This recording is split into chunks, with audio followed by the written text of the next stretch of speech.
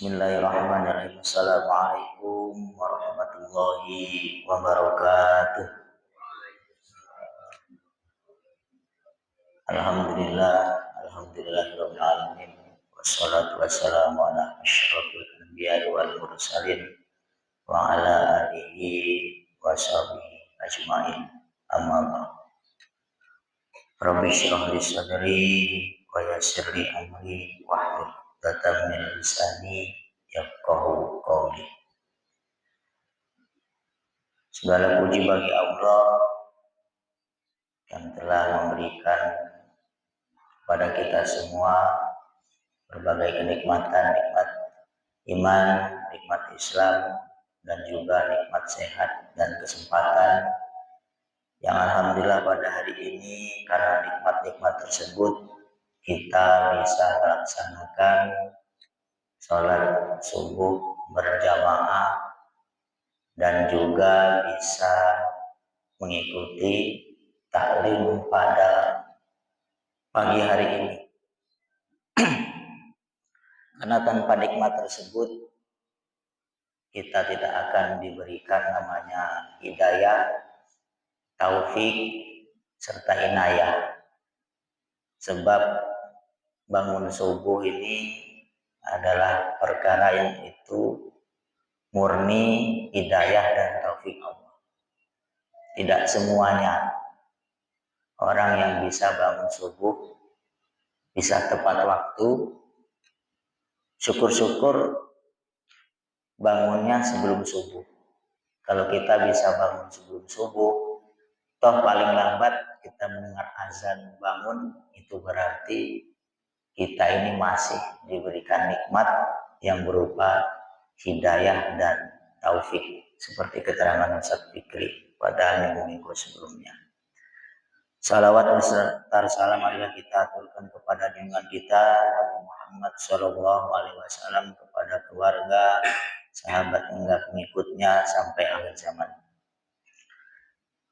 Baiklah, sebelum saya mulai kajian pada hari ini, sedikit disclaimer, karena sebelumnya saya itu mengkaji tentang kitab tafsir Ayatul Ahkam, tentang ayat-ayat hukum, tapi karena hasil rapat dan juga untuk mungkin kebaikan kita semua dan kita sama-sama belajar, maka dirubah menjadi kitab fikih seperti itu saja.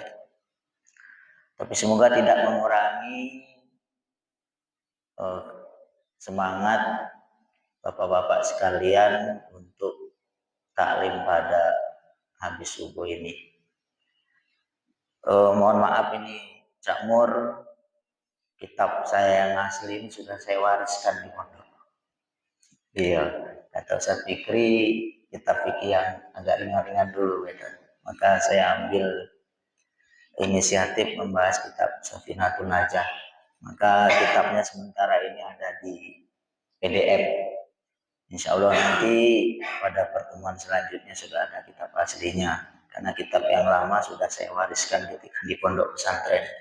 Karena budaya pondok itu kadang ada budaya waris, bisa waris baju, pakaian, celana, dan juga kadang kitab. Kalau mau boyong itu artinya mungkin mau meninggalkan pondok untuk kenang-kenangan. Baiklah, untuk kajian pada pagi hari ini yaitu kajian kitab fikih, yaitu kitab Safinatun Najah atau matan Safinatun Najah. Matan itu adalah keterangan, sedangkan safinah itu adalah perahu, an-najah itu adalah kesuksesan.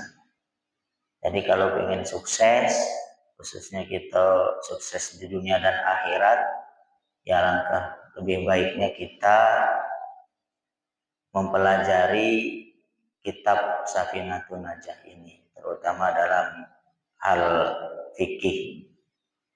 Karena apa? Karena Rasulullah SAW pernah bersabda, man amila amalan laisa lahu amruna fahuwa raddun.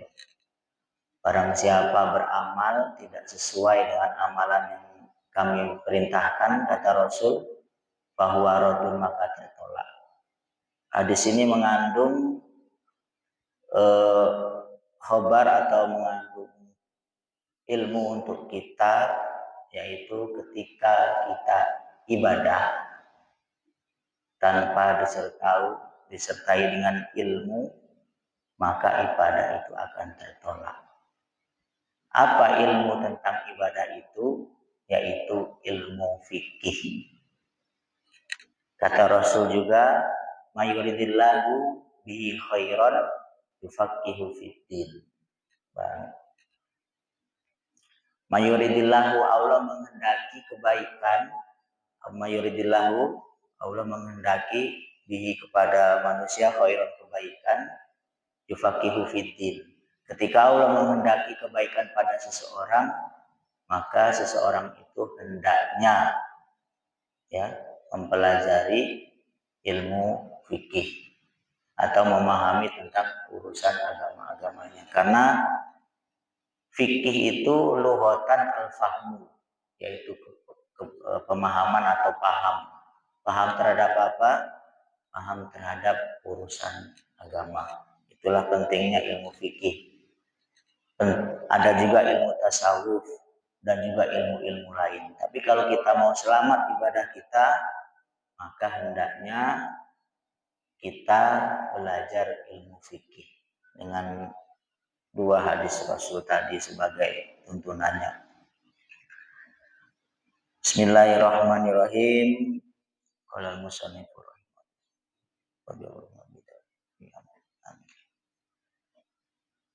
Kita mulai pelajaran atau kajian pada hari ini tentang kitab Safinatun Najah. Tetapi sebelum dimulai, biasanya kalau ditakrimnya itu mengenal dulu siapa pengarangnya, dan juga kita membahas tentang muqaddimah.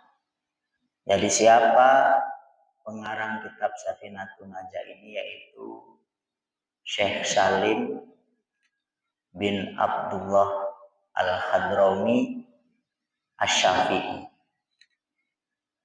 Ya, biasa kalau orang Arab itu, kalau nama itu tidak cukup namanya, tetapi disertai dengan nama, paling sedikit adalah nama ayahnya.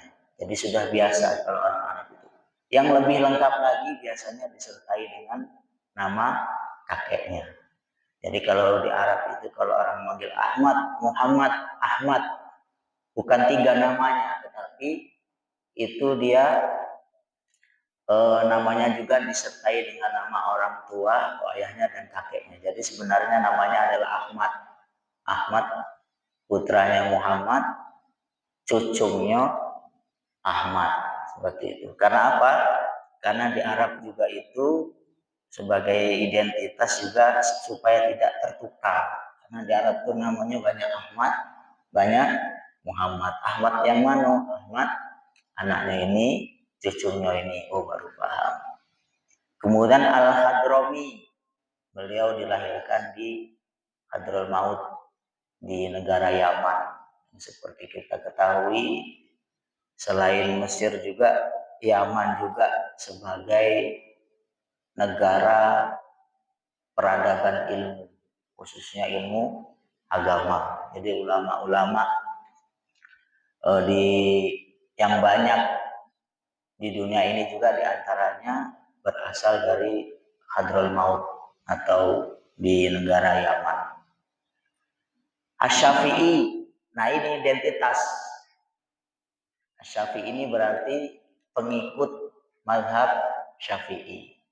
Kita juga sebenarnya boleh, kalau kita mengikuti mazhab Syafi'i sebagai identitas, seumpama namanya Muhammad Asy-Syafi'i, berarti Muhammad pengikut mazhab Syafi'i. Pak Sukamto Asy-Syafi'i, berarti Pak Sukamto pengikut mazhab Syafi'i. Itu identitas. Lebih lengkap lagi mungkin Asy-Syafi'i Indonesia. Jadi Pak Sukamto bermadhab Syafi'i, berwarga negara Indonesia, semacam itu. Kemudian beliau ini secara profilnya adalah ulama bermadhab Syafi'i yang mempunyai gelar Al-Muallim. Al-Muallim itu kalau di Arab itu orang-orang yang sering mengajarkan Al-Quran dan ilmu Al-Quran. Ya kalau di sini mungkin Ustadz Fikri, Cak Nur yang sering mengajarkan Al-Quran kepada murid-muridnya atau kepada jamaah itu digelari Al-Muallim. Dan juga beliau adalah ulama fikih dan tasawuf. Jadi kita kembali lagi sebenarnya kalau kita punya waktu yang panjang, kita tidak hanya cukup belajar ilmu fikih saja atau ilmu tasawuf saja. Karena sebenarnya ilmu tasawuf dengan fikih ini saling berkaitan. Kata Imam Syafi'i, kalau orang belajar tasawuf tanpa ilmu, maka dia akan menjadi orang yang gila. Dalam artian dia tasawuf tapi tidak didasari ilmu fikih. Makanya mungkin sering kita jumpai orang-orang yang tasawuf itu seperti orang yang agak lain. Ya. Kadang tuh sholatnya juga sholatnya tidak sesuai dengan sholat kita. Sholat mereka hanya dengan hati. Katanya kalau aku sholat cukup ngedepi mata, ingat Allah, itu termasuk sholat. Nah, itu artinya apa? Ya dia belajar tasawuf tapi tidak disertai dengan ilmu fikih. Itu yang bahaya. Atau satu contoh, saya pernah ke Jogja itu, saya punya kakak kelas, dia itu mungkin masih awal-awal belajar tasawuf. Jadi ketika bulan puasa itu saya sahur bersama. Ketika sudah azan, saya sudah berhenti makan dan minum, tetapi kakak kelas saya itu masih ngudut. Nah, apalah istilah ngudut? Tadakhin, merokok. Saya bilang, loh, ini kan sudah azan, apa masih merokok? Kata dia, puasa itu adalah menahan lapar dan minum, bukan menahan asap rokok. Nah, iya, dalam hati saya. Ya ini contoh pengamalan ilmu tasawuf tanpa disertai dengan fikih. Kalau orang paham, bagus ilmu tasawuf itu mendekatkan diri. Tapi ada caranya, yaitu disertai dengan ilmu fikih. Berarti tetap sholat, tetap juga melaksanakan puasa sesuai dengan apa yang dituntunkan oleh Nabi Muhammad melalui ilmu fikih, semacam itu. Kemudian beliau juga selain fakih, paham ilmu fikih dan juga tasawuf, beliau juga adalah seorang negarawan, berarti lengkap beliau. Yo paham ilmu fikih, terus juga paham ilmu tasawuf, negarawan. Negarawan itu artinya orang yang berada di sistem pemerintahan, dan juga sebagai qadhi. Qadhi itu sebagai hakim yang adil dan bijaksana. Insya Allah, semoga kita semua bisa tertular ilmu beliau. Syukur-syukur semuanya, kalau tidak salah satu saja, alhamdulillah. Kalau tidak tasawufnya, fikihnya, kalau tidak itu negarawannya, kalau tidak itu jadi hakim yang bijaksana. Amin amin ya rabbal alamin. Itu saja mungkin profil daripada siapa itu Syekh Salim ini. Atau bisa disebut singkatnya itu Syekh Salim Al-Hadrami. pengarang daripada kitab Safinatun Najah. Adabnya ketika kita mau mempelajari kitab, ya kitab kuning atau kitab lainnya, kitab fikih, itu harus diawali dengan muqaddimah. Jadi itu adabnya, tidak boleh kita langsung bahas langsung sasarannya. Jadi harus membaca muqaddimah terlebih dahulu. Kalau kita ngaji sorokan di pondok-pondok di Jawa itu pasti dimulai dari muqaddimah terlebih dahulu. Dan saya mulai muqaddimahnya di kitab Safinatun Najah ini. Bismillahi, dengan menyebut nama Allah, Ar-Rahmani yang Maha Pengasih, Ar-Rahimi yang Maha Penyayang.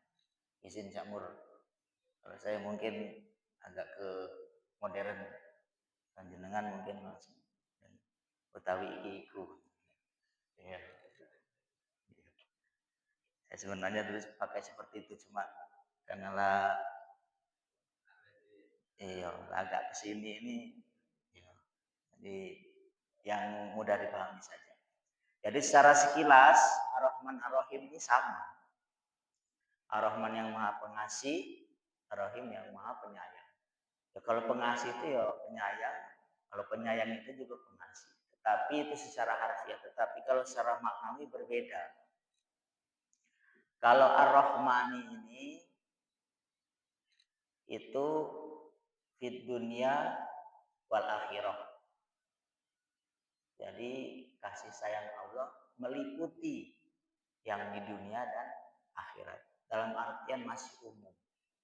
Jadi Allah itu, maha besarnya Allah itu menyayangi seluruh isi di bumi ini. Baik itu orang Yahudi, Nasrani, orang Islam, hewan, tumbuh-tumbuhan, itu Allah masih sayang kepada mereka secara umum. Makanya jangan heran, kadang ada orang Islam itu lebih kaya dengan kita, lebih kaya dari kita.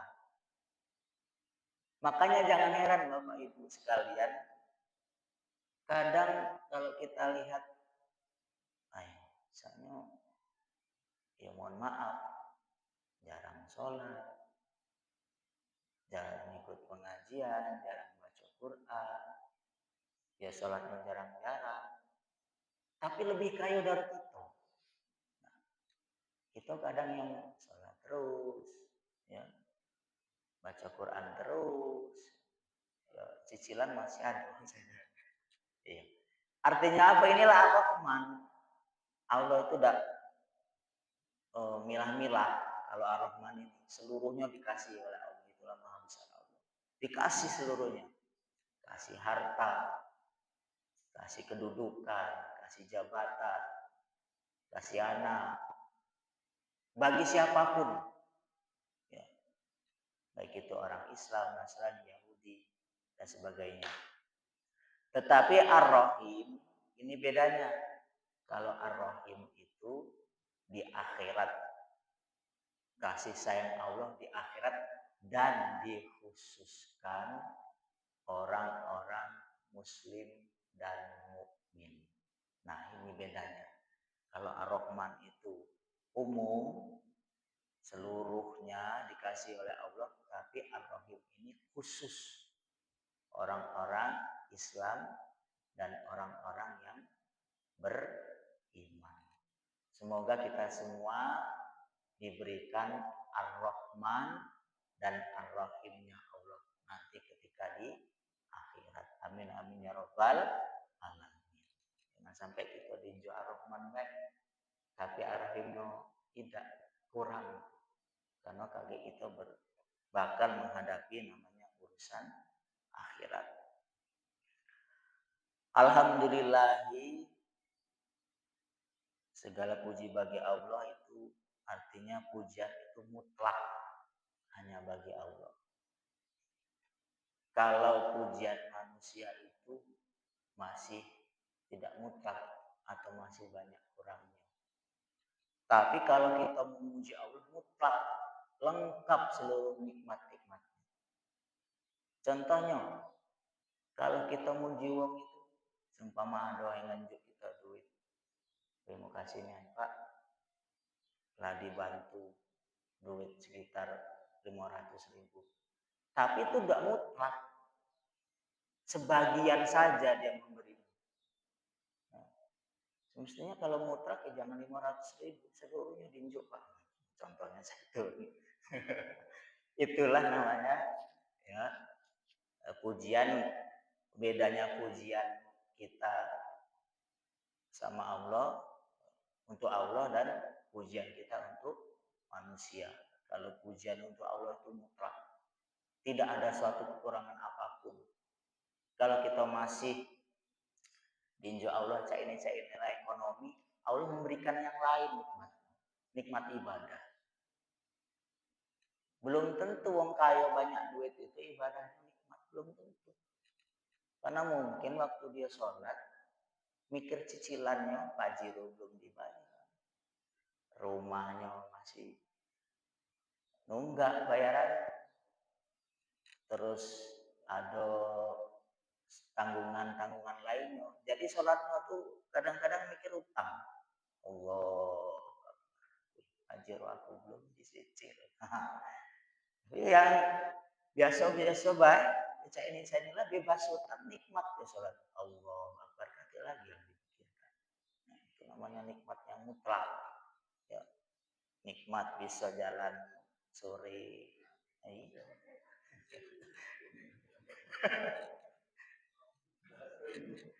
Nikmatnya tuh nggak seluruhnya. Uang bisa tahan jalan sore itu, Pak.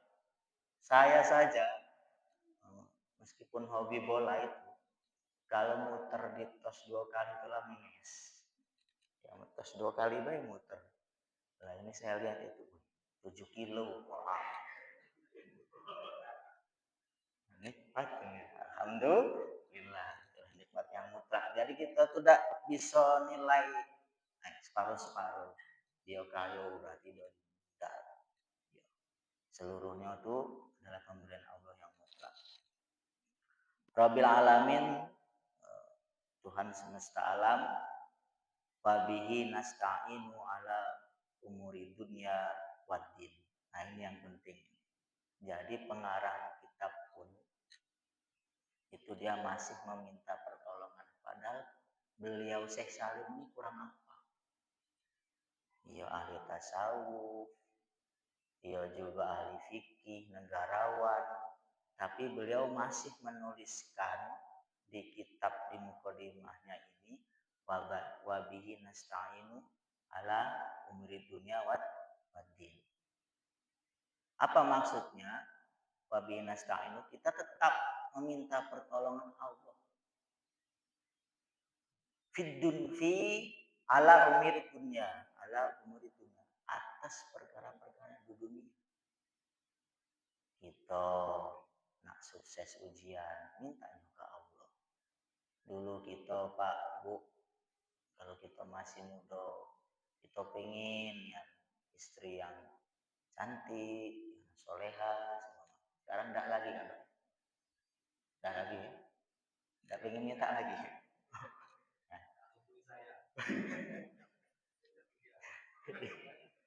Iya. Satu bayi nyarinya susah, nggak nyari lain. Gitu. Ya jabatan, anak yang soleh. Ketika di dunia, ya nasta'in, kita memohon kepada Allah. Allah umur dunia atas perkara-perkara dunia. Dilibatkan Allah. Waddin. Nah ini yang penting, lebih penting lagi. Dan urusan agama. Kita minta kepada Allah, ya Allah berilah saya hidayah-Mu. Berilah saya taufik-Mu. Berilah saya inayah-Mu. Kadang tuh ya mungkin ya termasuk saya sendiri dan mungkin kita ini Pak kadang merasa bangga. Kayak aku nyala Pak Ade tiap subuh datang ke masjid.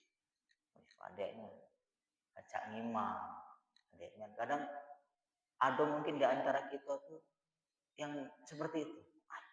Tangguh aku subuh hati yang bangun. Jadi mungkin agak ada rasa semuanya dikit. Mestinya itulah namanya nasta'in. Ya, pertolongan Allah. Kalau kita tidak ditolong Allah, itu kita tidak bisa bangun subuh, sholat berjamaah, ikut pengajian. Makanya kita berdoa, diberi hidayah, diberi taufik, dan diberi inayah, khususnya di urusan agama ini. Juga kalau kita punya anak, tidak cukup anak itu cuma disekolahkan di sekolah Islam. Cukuplah aku rasa anak aku ini dititip di pondok pesantren. Karena lagi didik agama. Cukuplah anak aku sekolah di MTSN, di MAN, dan juga sekolah-sekolah Islam swasta lainnya. Belum cukup. Kita sebagai orang tua sudah bagus itu mengarahkan mereka ke agama. Tapi kita juga sebagai orang tua harus doa terus. Minta sama Allah. Kembali lagi. Nasta'inu ala umuri dunia waddin. Jadi tidak bisa terelakkan. Ketika kita sadar ketika apa yang kita lakukan kebaikan ini pertolongan Allah, maka secara sendirinya takabur yang ada di dalam diri kita ini akan luntur. Jadi tidak lagi kita merasa, wah aku ini alim, baca sholat terus di masjid, tidak. Kalau kita mikir, alhamdulillah ini adalah pertolongan dari Allah. Wassallallahu wassalam ala Sayyidina Muhammadin. Nah ini pentingnya Allah pun masih bersolawat kepada Nabi Muhammad. Apa dalilnya? Innallaha wa malaikatahu yusholluna 'alan nabi. Nah, sholawat itu secara bahasa berasal dari kata as-sholah, yaitu ad-doa dan at-tolab, yaitu meminta. Nah, itu secara bahasa. Kalau kita pahami secara bahasa, berarti Allah meminta kepada Nabi Muhammad. Nah, ini makanya perlu diluruskan. Karena sholawat itu, dia itu bisa dibagi menjadi beberapa hal. Kalau Allah bersolawat itu artinya asana. Asana itu artinya memuji dan juga memberikan rahmat. Jadi Allah itu memuji Nabi Muhammad dan memberikan rahmat atau kasih sayang. Innallaha wa malaikatahu. Nah, kalau malaikat seperti apa? Kalau malaikat itu al-istighfar, yaitu meminta ampunan untuk Nabi Muhammad. Itu makna daripada innallaha wa malaikatahu yusholluna 'alan nabi. Jadi kita jangan artikan secara letter bahasa, tetapi secara maknawi. Kalau Allah itu memuji Nabi Muhammad atau asana dan memberikan rahmat, kalau malaikat itu adalah al-istighfar. Jadi malaikat meminta kepada Allah pengampunan kepada Nabi Muhammad Shallallahu Alaihi Wasallam. Ala Sayyidina Muhammadin. Nah, ini lafadz ini sering menjadi mahalul khilaf, tempat khilaf, tempat perkhilafan. Ada di antara kita yang mengucapkan kata Muhammad itu disertai Sayyidina. Sayyidina Muhammad. Allahumma sholli ala Sayyidina Muhammad. Ada juga yang tidak menggunakan Sayyidina. Allahumma sholli ala Muhammad. Kalau kita sikapi secara bijak, dua-duanya benar. Boleh, tapi tidak boleh saling nyalakan. Nah, kadang ada tuh hal-hal cak ini beda keteguran. Nah, kamu ucapi Sayyidina, yang benar itu. Gak usah pakai Sayyidina. Muhammad baik. Yang Sayyidina juga, dia punya dalil. Kata Rasul, Anna Sayyidi waladu Adam. Saya adalah tuan-tuannya, saya adalah tuan daripada anak-anak Adam. Dan juga dibahas di khususnya kitab-kitab yang ahli sunnah wal jamaah, kalau pakai Sayyidina itu lil ikram, untuk penghormatan. Ya, seumpama kita lah, seumpama sama maaf saya yang mungkin contoh Camur, tidak enak kalau ada akrab. Yang lengkap itu Al Ustad. Kalau mungkin seperti Pak Hari lah kenal tidak apa-apa. Camur tidak apa-apa. Nah, tapi kalau kita belum kenal, ya, belum kenal baru tahu siapa namanya Camur. Tahu-tahu Camur habis ngimam sebulan. Camur, nah kan tidak enak. Tapi kalau Ustadz Murtako kan enak. Ustadz Fikri. Sama baik kalau kita sebagai guru.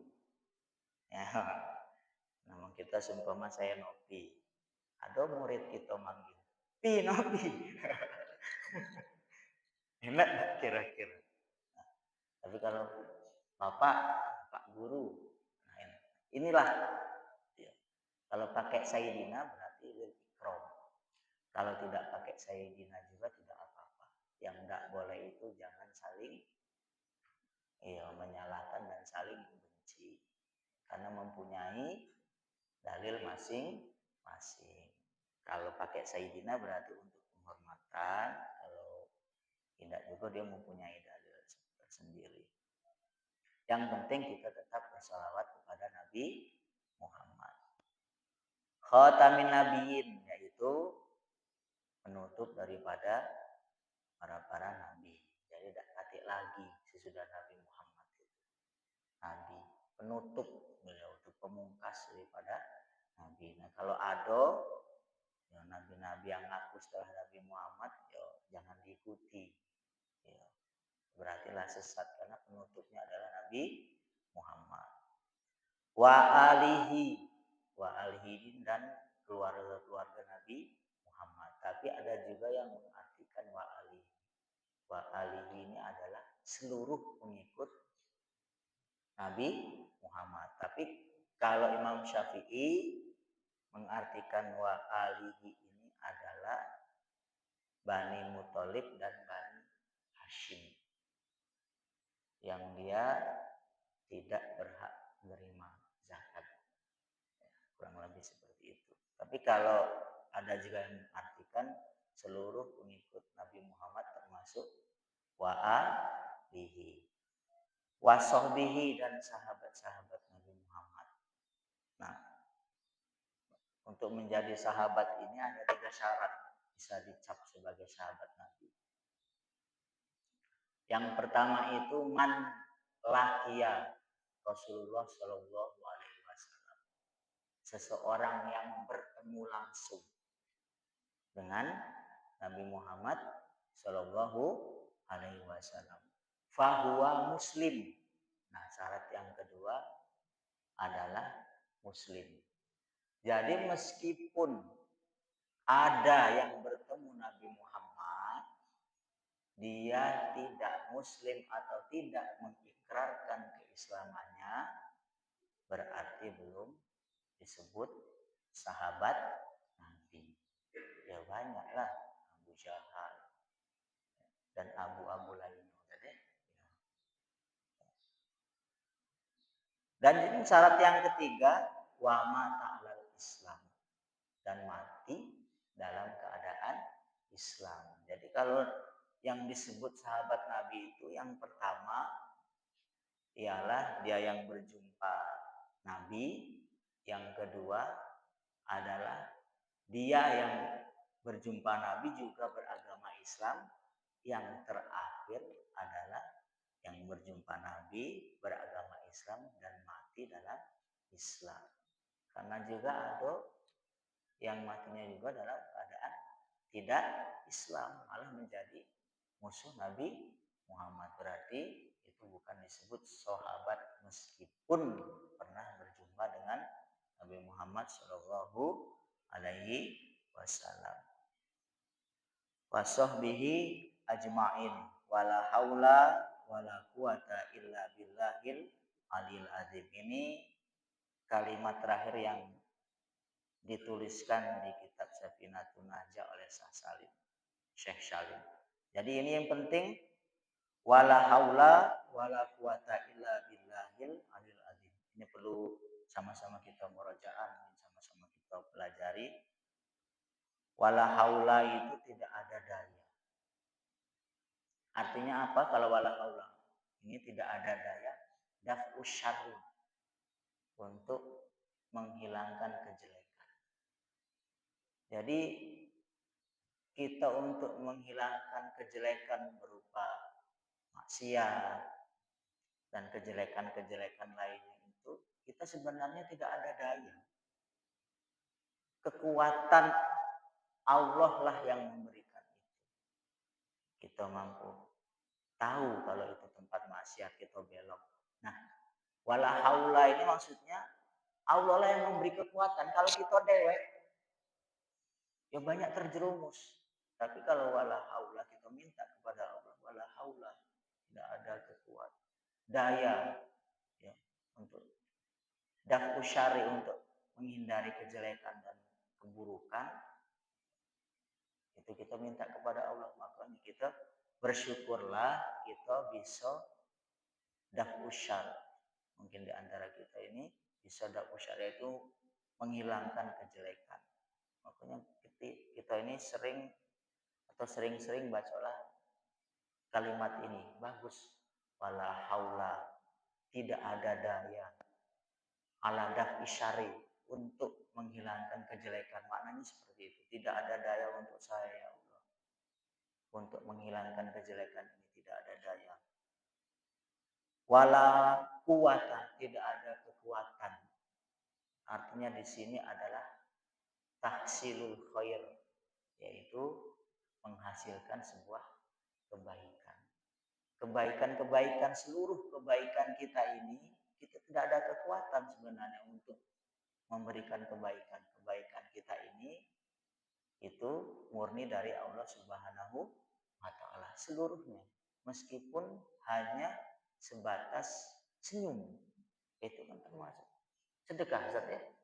Ya, kalau kita tidak mampu sedekah duit, kita tidak bisa amalan-amalan baik lainnya, ya minimal kita senyum kalau ketemu. Tapi senyum jangan ketawa. Kalau ketawa, tahu-tahu kita menggila berarti. Ya senyum, diberikan senyum. Semarah-marahnya kita, ya kalau bisa jangan sampai memperlihatkan muka masam. Jadi minimalnya kita sedekah dikit dengan senyuman. Kalau kata guru saya di Jawa itu, sebenci-benci kita itu, biar kelihatan kita tidak bencinya dengan dia, mengucapkanlah asem dalam hati. Asem. Padahal asem.